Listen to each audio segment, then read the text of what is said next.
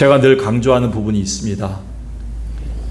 저에게 영향을 주셨던 김영재 교수님이 늘 하셨던 말씀인데, 신앙은 사변적이거나 피상적이 돼서는 안 된다. 신앙은 피 튀긴 현장이고 우리가 하루하루 버텨나가는 하루하루의 눈물 뿌리는 현장이다. 이것이 기독교의 역사고 신앙의 역사였다는 것을 우리에게 말씀해 주셨습니다.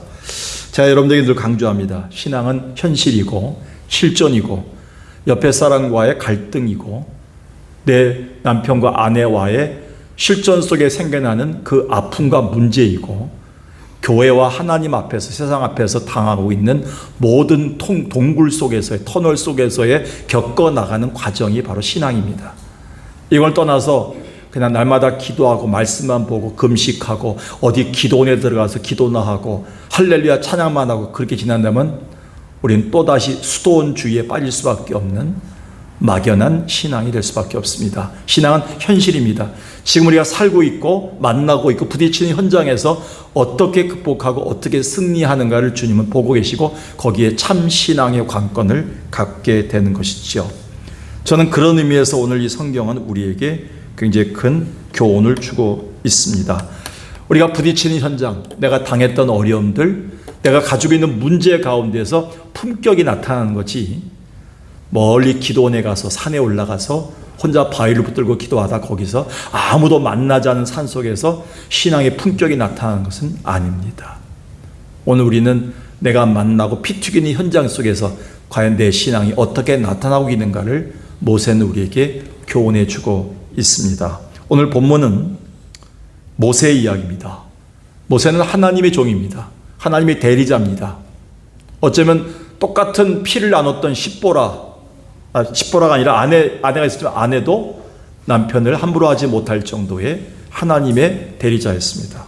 그리고 피를 나눴던 그의 누이 미리암도 아론도 함부로 하지 못할 정도의 하나님이 세우신 기름 부음 받은 종이었다는 사실을 우리가 압니다. 그러나 그도 인간인지라 가정 안에 갈등이 있고 다툼이 있고 오해가 있고 비난의 현장을 접하게 되는 게 오늘 성경입니다. 모세는 아내 십보라가 죽었습니다. 그 이후에 구스 여인을 새로운 아내로 맞이하게 됩니다. 특별히 1절에 보니까 구스 여자를 취했더니, 구스가 누구냐? 구스는 지금의 이디오피아, 얼굴이 까마잡잡한 분들이 사시는 인종적으로 다른 그런 지역에 사는 여인을 택했다는 겁니다. 사람들에게 손가락질을 받았겠지요. 주로 종으로 팔려온, 노예로 팔려온 사람들의 부류에서 웬 여자를 데려왔냐가 그들 속에서 수군수군 되기 시작했습니다. 이 일로 누이와 형으로부터 비난을 받지요. 나중에 알겠지만 율법에 대한 무지 때문에 그랬었고, 인종에 대한 편견도 있었고, 얼굴 색깔에 대한 편견도 있었던 것입니다. 그동안 백성들의 원망과 동료 지도자들의 질시를 수없이 받으면서 지냈던 모세지만 그래도 그거는 견딜 수 있었는데, 지금 한 핏줄을 나눴던 자기의 누이 미리암과 자기의 형 아론으로부터 받는 이 질시와 비난과 비판은 견딜 수가 없었습니다. 감히 너희들이 나를 그렇게 할 수가 있는가? 격려해줘도 시간도 모자른데 같이 있어야 될 지인이, 가장 가까이 있는 지인이 자기를 사람들 앞에 비방하고 손가락질할 때 얼마나 괴로웠겠습니까? 여기에서 우리의 신앙의 품격이 나타나는 것입니다. 근데 모세는 여기서 신앙의 품격이 나타납니다. 말 그대로 신앙으로 이런 상황과 사람의 적대관계를 이겨내고 승리했습니다. 모세의 참 사람됨, 참 품격을 발견하면서 하나님이 우리에게 요구하시는 예수 그리스도의 성품이 무엇인가를 우리에게 시사해 주고 있습니다. 왜? 모세는 물에서 건짐을 받았기 때문에, 그런 뜻이기 있기 때문에 예수 그리스도의 그림자가 되었습니다. 예수의 성품을 대변해 주는 것이겠죠. 그래서 3절과 8절에 보니까 하나님이 이렇게 평가해 줍니다. 이 사람 모세는 온유함이 지면의 모든 사람보다 더하다. 예수 그리스도의 성품이 뭡니까? 온유와 겸손입니다. 예수 그리스도를 한마디에 말해서 어떤 분인가 하면 예수의 인품은 예수의 성품은 온유입니다. 그러니까 이 모세에 대한 평가는 예수 닮은 사람이란 평가를 받은 겁니다. 8절에 보니까요. 내가 그와는 내가 대면하여 명백히 말하고 은밀한 말로 하지 아니하며 여호와의 형상을 보거늘 하나님의 형상 그대로 그를 대하고 하나님은 그를 가까이서 대면해서 직접 교제하는 관계로 하나님 모세를 취급해주고 있습니다. 하나님에 대한 평가와 하나님에 대한 그런 분명한 하나님의 그 놀라운 그 판단을 우리는 볼 수가 있습니다. 이것은 굉장히 우리에게 큰 시사하는 점이 너무나 많죠. 그렇다면 오늘 모세의 이런 모습과 하나님의 평가를 통해서 우리는 어떤 기도 제목을 가져야 되나요? 우리가 참 신앙의 품격을 갖기 위해서 어떤 모습이어야 되는가를 성경은 가르쳐주고 있습니다. 어떤 교훈을 받나요? 모세는 위기의 상황 속에서 사랑과의 비난의 그런 현장 속에서 그는 자기 형제와의 갈등 속에서 자기를 방어하는 자기 변명의 시간을 갖지 않았다는 것이죠. 이게 기독교인의 중요한 겁니다. 기독교인들이 일을 처리하는 방식과 세상 사람들이 일을 처리하는 방식이 똑같다면 저는 교회 다니지 않겠습니다. 저는 교회 전도할 마음이 없어요. 우리 교회 권사님들이 어떤 갈등이 생겼고 인간관계 생겼을 때 똑같이 세상 사람과 똑같이 방법을 취급한다면 똑같이 문제 해결하기 위해서 사람 만나고 불평하고 욕하고 서로 그렇게 당을 짓고 한다면 나는 교회를 소개할 이유가 없습니다. 근데 세상 사람들이 처리하는 방식과 하나님의 사람들이 처리하는 방식이 달랐기 때문에 신앙의 참 인격이 나타났다는 거예요. 명심해야 됩니다. 자기를 왜 비방하는 자들에게 변명을 합니까? 자기 방어가 있기 때문에요. 우리를 방어해 줄 분, 피난처는 누구밖에 없어요? 하나님밖에 없어요. 우리는 그걸 고백하면서도 나의 피난처요, 나의 요새시요, 나의 어떤 방패시요 하면서도 우리는 뭐냐면 내가 나를 방어해요. 자꾸 변명해요. 말이 많아져요.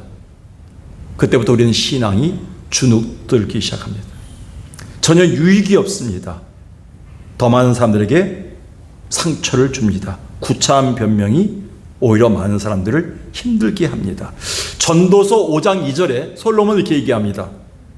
너는 하나님 앞에서 함부로 입을 열지 말아라. 급한 말을 내지 마. 급한 말이 뭘까요? 생각 안 하고 하는 말이에요. 옆에 사람 생각 안 하고, 아버지 생각 안 하고, 목사님 생각 안 하고, 내 남편 생각 안 하고 말하는 말이 급한 말이에요. 가장 중요한 건 뭐예요? 하나님이 어떻게 생각할까를 생각 안 하고 하는 말들이 급한 말이라고 솔로몬은 얘기합니다. 그리고 뭐라고 얘기합니까? 너희는 땅에 있고 이 기도를 들어주시는 분, 이 문제를 아시는 분은 어디 있다고? 하늘에 계시다 이렇게 얘기합니다. 전도서 5장 2절에서 그분이 알아서 처리할 문제다 이렇게 얘기하고 있어요. 모세는 광야 생활 속에서 여러 위기를 당했습니다. 이 진리를 터득했어요. 오히려 침묵하고 잠잠히 기다리는 것, 온전히 하나님께 맡기는 연습을 많이 해왔습니다. 억울한 상황 앞에서 구차한 변명과 따짐을 통해서 문제를 시원하게 해결한 경우는 아무 때도 없었어요. 오히려 하나님께 들고 나와서 모든 것을 맡겨드렸고 하나님께 이 문제를 다 흘려보냈을 때 하나님이 완벽하게 처리해 주는 것을 모세는 경험했어요. 조금 전에 우리 목사님들하고 식사하면서 나눴던 얘기입니다. 우리 목회자들이 나눴던 책 중에 이지연 그 소설가, 이지연 작가, 국민일보 대작가가 쓴 책이 있습니다. 그 책의 마지막 부분에 보면 이렇게 써 있습니다. 우리는 갈대 상자를 만들어서 하나님께 흘려보내는 일을 많이 해야 된다. 갈대 상자를 누가 만들었습니까? 모세를 낳았던 요게벳이에요. 모세의 어머니가 3개월 동안 키우다 숨길 수가 없어서 뭐예요? 이 아들을 버리기로 작정합니다. 근데 갈대를 엮어서 갈대 상자를 만들고 거기에 물이 들어오지 않도록 역청을 바릅니다. 물이 있으면 그리고 거기에 갈대 상자를 물을 막습니다. 그리고 그 안에 아기를 내려놓고 아기에게 눈을 마주치면서 마지막 엄마의 그 뜨거운 눈물을 흘리면서 아기를 갈대 상자에 놓고 물에 나일강에 흘려보냅니다. 아기를 버린 겁니까? 누구한테 맡긴 거예요? 자기가 할 수 있는 일은 3개월밖에 없었어요. 나머지 인생을 하나님께 흘려보냈어요. 우리는 갈대 상자에다가 내 문제를 내려놓고 흘려보내는 일을 많이 해야 돼요. 우린 근데 내가 끌어안고 있어요. 이건 내가 해결해야 된다. 내 자식 문제는 내가 해결해야 된다. 내 남편 문제는 내가 해결해야 된다. 이 답답한 거, 억울한 건 내가 풀어야 된다. 어떻게든지 못 참는다는. 하나님 그런 사람들을 사용한 일이 없습니다. 요게벳은 자기 아들, 사랑하는 아들, 3개월밖에 못 키운 아들을 결국 거기까지만 키울 수밖에 없었어요. 그 아이를 물이 새지 않도록 역청을 바르고 갈대상자에 누이고 눈물을 흘리면서 그 아들을 흘려보낸 거예요. 하나님이 아름답게 키워주셨어요. 모세는 그런 사람이에요. 모세의 성품이 아름다운 것은 바로 그는 자기 변명을 하지 않았어요. 자기 방어를 하지 않았어요. 하나님 앞에 맡기는 인생이었어요. 하나님 우리를 아름답게 빚어주신 거예요. 두 번째요. 결국 이것은 뭐냐면 보복하지 않았다는 겁니다. 하나님께 의탁했다는 겁니다. 자기가 자기 방어를 하지 않았다는 것은 하나님께 모든 것을 의탁했다는 것이지요. 관용을 택했다는 것이죠. 9절 10절을 보겠습니다. 9절 10절에 보니까 여호와께서 그들을 향하여 진노하시고 떠나심에 구름이 장막 위에 떠나갔고 미리암은 나병에 걸려 눈과 같더라. 아론이 미리암을 본즉 나병에 걸렸는지라. 큰일 났습니다 지금. 근데 왜 성경을 보면서 미리암만 나병에 걸렸는가? 아론도 동조했는데 왜 형은 병에 안 걸리고 미리암에 걸렸는가? 이건 쉽습니다. 히브리 성경을 보면 헬라 성경도 마찬가지지만 글을 쓰는 그 당시 어법과 그런 관례를 보면 대부분 주동된 사람들을 하나님 먼저 치십니다. 미리암이 말이 많았던 것 같아요. 미리암이 더 주도적이었던 것 같아요. 미리암이 앞에서 선수치며 다니면서 이 모든 문제를 만들었던 것 같아요. 갈등을. 하나님은 미리암만 치십니다. 근데 아론이 큰일 난 거예요. 히브리 성경에 보니까 비방하다는 말, 이 비방하다는 말에 보니까 아론과 미리암이 비방했는데 히브리어로는 여성형 동사로 쓰인 거 보니까 미리암이 말을 많이 한 걸로 되어 있습니다. 우리가 내뱉는 말과 우리의 행동에 대해서 하나님 우리에게 책임을 요구하시는 것을 알 수가 있습니다. 근데 잘 보세요. 누가 들으셨다 그랬어요? 2절에 여호와께서 모세와만 말씀하셨느니라 우리와도 말씀하지 않으셨느니라 하매 누가 이 비방의 말을 들었어요? 하나님이 다 듣고 있었다는 거예요. 하나님은 말씀하시는 하나님과 동시에 들으시는 하나님이십니다. 들은 대로 갚으시는 하나님이십니다. 이게 위험한 거죠. 이게 무서운 거고요. 우리가 살면서 이제 앞으로 주님 나라 갈 때까지 될 수 있는 대로 말을 많이 안 했으면 좋겠어요. 우리는. 듣는 시간을 많이 쓰겠어요. 자, 여러분 말씀드렸죠? 모세가 어디로 가서 사람이 됐습니까? 광야. 이스라엘 민족이 어디 가서 제대로 된 하나님의 사람이 됐습니까? 광야. 광야란 말은 미드바르. 미드바르가 뭐냐면 다바르란 말이 나왔어요. 다발이 뭐냐면 특별한 장소, 때에 하나님의 전환점이라는 것 개념이 있고 또 하나 뭐냐면 말하라는 것이에요. 자, 누가 말하는 곳입니까? 하나님이 말하는 곳에 갔어요. 그러니까 내가 그동안 평생을 말하던 건데 하나님이 말하는 곳에 가서 내가 듣기만 하는 곳이 광야예요. 내 인생의 어려움은 하나님의 음성이 들리는 장소예요. 그래서 다바르란 말을 썼어요. 히브리예요. 하나님이 나를 바꿔주시는 그 장소인 하나님의 말만 들리는 장소에 간 거예요. 하나님의 음성을 들을 수 있는 시간을 갖는 게 침묵입니다. 그래서 하나님은 보복보다는 하나님께 의탁했던 관용을 택했던 모세를 통해서 하나님은 역사를 이루십니다. 모세가 아마 누이가 문둥병에 걸려서 얼굴이 허여졌으면 참 고소하다. 거봐라. 어떻게 주의 종을 그렇게 비방하냐. 그거 싸다 이렇게 얘기할 줄 알았는데 모세는 가슴 아파했어요. 냉소하지 않았어요. 오히려 하나님 앞에 애절하게 부르짖으면서 자기 누이를 고쳐달라고 기도합니다. 13절 보겠습니다. 모세가 여호와께 부르짖어 이르되 하나님이여 원하건대 그를 고쳐 주옵소서.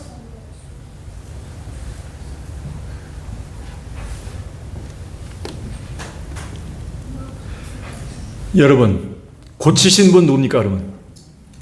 하나님이세요. 자기 변명이나 보복의 기회로 활용하지 않고 하나님의 권위를 실추하지 않았던 하나님 모세는 승리자의 모습으로 우리 가운데 있어지게 되고, 결국 하나님은 미리암을 진 밖으로 보내서 7일 동안 회개할 기회를 가져서 잘못을 가르쳐 주십니다. 하나님이 하시는 거예요. 남편을 고쳐달라고 하는 것은 하나님이 하시는 거예요.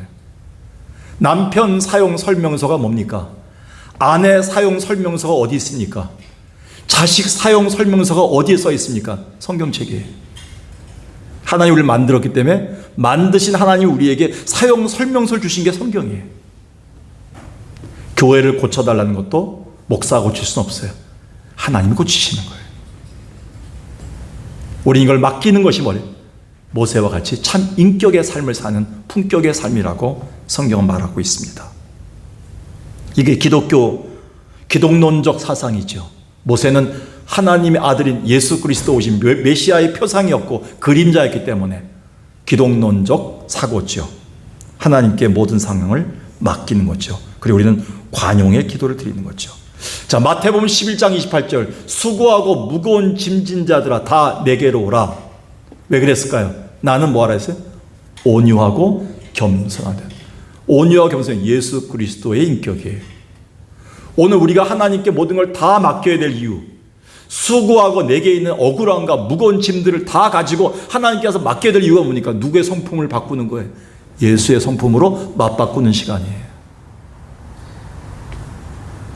목사님 억울해서 어떻게 해요? 저 권사님한테 얘기 들었던 거 내가 억울해서 못 참아요. 그것도 다 하나님께 맡기시면 하나님이 고쳐주시고 만들어주신다는 거예요. 누구 닮은 인격으로? 예수 닮은 인격으로 만들어준다는 거예요. 이게 하나님의 원리입니다. 온유는 뭡니까? 약자가 가진 비굴한 태도나 쩔쩔매는 모습이 아니라 오히려 자기가 쓸 수 있는 힘은 많지만 그 힘을 생산적인 목적을 위해서 자제하는 힘이에요. 힘과 권리가 있지만 하나님의 영광을 위해서 거룩한 목적을 위해서 생산적인 목적으로 그 힘이 통제되고 있는 품격의 덕성을 말할 때 온유다 이렇게 얘기합니다. 잘 절제되는 힘. 모두에게 길길이 뛰면서 감정을 폭발시킬 수 있는 능력, 성질이 있습니다. 그러나 이것이 하나님의 기대에 맞지 않거나 영광이 되지 않을 때, 내 힘을 자제하며 인격의 훈련이 되지 않을 때 하나님은 짐 밖에서 우리를 훈련시킬 때가 너무나 많습니다. 하나님의 주권 아래서 하나님의 능력에 모든 걸 흘려보냈던 모세는 하나님 앞에서 주님 닮은 인격의 사람으로 만들어져 나왔습니다. 오늘 성경이 주는 교훈이죠. 마지막으로요. 모세는 우리에게 참 인격의 사람이 될 수 있는, 참 성품의 사람, 품격 높은 사람이 될 수 있는 것에 대해서 보여주면서 신앙의 열매가 무엇인가, 인격의 열매인 것을 보여주고 있어요. 우리가 지금 풍성한 열매를 달라고 기도하는데 어떤 사람은 돈 많이 달라고, 자식 낳게 해달라고, 좀 괜찮아달라고, 사람 많아달라고, 사업 잘 되게, 그것만 기도를 지금까지 했다면 오산입니다. 지난 10개월 동안 여러분이 기도했던 건 풍성한 열매를 얻는 게 뭡니까? 신앙의 열매예요. 인격의 열매예요. 주님 닮은 열매예요. 성경에는. 모세는 그 누구도 누리지 못하는 하나님의 영광을 누리면서 풍성한 열매를 우리에게 보여줬어요. 심은 대로 거두는 열매가 무엇인지를 영적인 추수의 원칙을 보여줬어요. 하나님의 형상을 볼 수 있는 복을 보여주셨어요. 하나님과 동행하는 자의 삶을 보여줬어요. 그래서 12장 8절에 그와는 내가 대면하여 명백히 말하고 은밀한 말로 하지 않겠다. 또 하나님의 형상을 보겠다. 하나님이 우리를 평가해 줄 때 내가 다른 사람을 통해 얘기하자면 저 사람한테는 직접 가서 얘기하겠다. 대면하겠다. 그리고 내가 하나님의 내 영광을 보여줄 사람이다. 이렇게 할 정도면 대단한 겁니다. 여러분 스스로가 하나님이 여러분을 직접 대면해 주시고 날마다 딸아, 아들아, 어떤 어려움이 있느냐고 주님이 직접 우리를 만나러 오시고 여러분을 통해 하나님의 그 영광이 나타나기를 주의 이름으로 축원합니다. 그런 자들은 예수 닮은 자들, 모세와 같이 참 품격의 사람들에게 그렇게 보여주신다는 것이 열매입니다. 마태복음 5장 5절에 보니까 온유한 자는 복이 있나니 온유한 자는 뭐론 땅을 기업으로 받는다 그랬어요. 땅을 받는다니까 부동산이 잘 되겠구나. 그래서 진짜 어떤 부동산 집에 집사님인데 거기 그 구절만 써 있어요. 온유한 자는 복이 있나니 땅을 기업으로 한다니까 그 부동산이 그것 때문에 생긴 것 같아요. 근데 제가 가서 그걸 고쳐줘야 되는데 저거 아닌데 하는데 입에 나오다가 안 나왔어. 그분은 성질이 못했어요. 날마다 온 사람들 집 뭐 거래가 안 된다 소리를 막 치고 막 그래요. 전화로도 막 욕하고 막 그래요. 저분 집사인가 제발 저 교회 달력만 없으면 좋겠다 생각도 많아요. 아마 예수님도 그럴 거예요. 근데 제가 봤을 때는요, 온유한 자가 땅을 기업으로 한다는 건 땅이 뭡니까? 그 당시 권리예요. 주권이에요. 하나님의 나라, 하나님이 가지고 있는 그 주권, 하나님의 그 선물, 하나님의 열매를 저들도 가질 자격이 있다는 거예요. 누릴 수 있다는 겁니다. 원래. 온유한 자들만이 받는 거예요. 목소리가 큰 자, 똑똑한 사람, 노래 잘 부르는 사람, 설교 잘하는 사람은 하나님의 땅을 받는다. 이렇게 성경은 안 나와 있어요. 온유한 자만, 모세를 닮은 사람만, 예수를 닮은 참 품격의 사람을 받는다. 이렇게 성경에 나와 있어요. 명심해야 됩니다. 우리가 이 시간에. 11절 보세요. 11절. 어떤 품격을 받았습니까? 아론이 이에 모세에게 이르되 슬프도다 하면서 뭐라 부릅니까? 자기 동생에게. 얼마 전까지 야 모세야,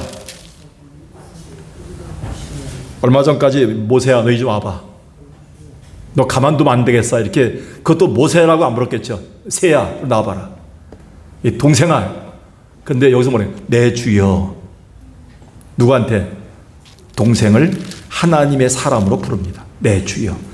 얼마 전에 공부했죠. 내 주여가 뭡니까? 아도나이. 내 주인. 나를 인도한 사람. 나의 변호자여.